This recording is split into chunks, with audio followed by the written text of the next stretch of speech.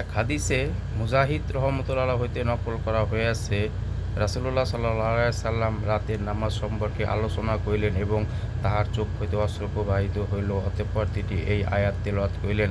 হযরত আব্দুল্লাহ ইবনে মাসউদ রাদিয়াল্লাহু তাআলা আনহু বলেন, তওরাত কিতাবে লেখা আছে, যাহাদের পার্শ্ব রাতে বিছানা হইতে দূরে থাকে তাহাদের জন্য আল্লাহ তাআলা এমন বস্তুসমূহ তৈয়ার করিয়া রাখিয়াছেন, যাহা না কোনো চক্ষু দেখিয়াছে, না কোনো কান শুনিয়াছে, না কোনো মানুষের অন্তর উহার কল্পনা করিয়াছে, না উহা কোনো নৈকট্যপ্রাপ্ত ফেরেশতা জানে, না কোনো নবী রাসূল জানে।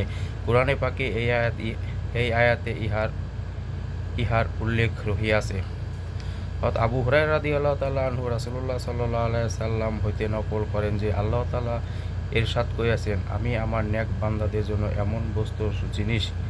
এমন সমস্ত জিনিস তৈয়ার করিয়া রাখিয়াছি, যাহা না কোনো চক্ষু দেখিয়াছে, না কোনো কান শুনিয়াছে, না কোনো অন্তর উহার কল্পনা করিয়াছে। রাউজান রায়হান ইত্যাদি কিতাবে এইরূপ লোকদের শত শত ঘটনা উল্লেখ করা হইয়াছে, যাহারা সারা রাত্র মাওলার স্মরণে কাঁদিয়া কাটাইয়া দিতেন। ইমাম আবু হানিফা রহমতুল্লাহ আলাইহির ৪০ বছর পর্যন্ত এশার ওযু দিয়া ফজরের নামাজ পড়া এমন প্রসিদ্ধ বিষয় যে, উহা অস্বীকার করার অবকাশ নাই। রমজান মুবারকে তাহার দৈনিক রাত্রে ও দিনে ২ খতম কুরআন শরীফ তেলাওয়াতের ঘটনাও প্রসিদ্ধ রহিয়াছে।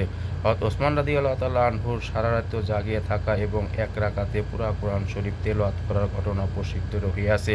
হযরত ওমর রাদিয়াল্লাহু তাআলা আনহু অনেক সময় এশার নামাজ পড়িয়া ঘরে তশরিফ লইয়া যাইতেন, আর যাইয়া নামাজ পড়িতে শুরু করিয়া দিতে নামাজ পড়িতে পড়িতে সকাল হইয়া যাইত। হযরত তামিম দারী রাদিয়াল্লাহু তাআলা আনহু একজন বিখ্যাত সাহাবী, এক রাকাতে সম্পূর্ণ কুরআন শরীফ তেলাওয়াত করা এবং কখনো একটি মাত্র আয়াত সকাল পর্যন্ত বারবার পড়িতে থাকা তাহার অভ্যাস ছিল। হযরত সাজ্জাদ ইবনে আউস রাদিয়াল্লাহু তাআলা আনহু ঘুমাইবার জন্য শুইতেন এবং এপাশ ওপাশ পার্শ্ব পরিবর্তন করিয়া এই বলিয়া দাঁড়াইয়া যাইতেন যে, হে আল্লাহ,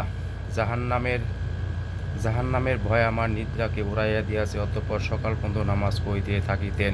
হযরত উমাইর রাদিয়াল্লাহু তাআলা আনহু ১,০০০ রাকাত নফল নামাজ এবং ১,০০,০০০ বার তাসবিহ প্রতিদিন পড়িতেন। হযরত উওয়াইস করনী রাহমাতুল্লাহ বিখ্যাত তাবিঈন ছিলেন। রাসূলুল্লাহ সাল্লাল্লাহু আলাইহি ওয়াসাল্লামও তাহার প্রশংসা করিয়াছেন এবং তাহার দ্বারা দোয়া করাইবার জন্য লোকদেরকে উৎসাহিত করিয়াছেন। তিনি কোনো রাত্র সম্পর্কে বলিতেন যে, আজকের রাত্র রুকুর জন্য, অতঃপর সারা রাত্র রুকুতে কাটাইয়া দিতেন। কোনো রাত্র সম্পর্কে বলিতেন আজকের রাত্র সেজদার জন্য, অতঃপর সারা রাত্র সেজদার মধ্যে কাটাইয়া দিতেন।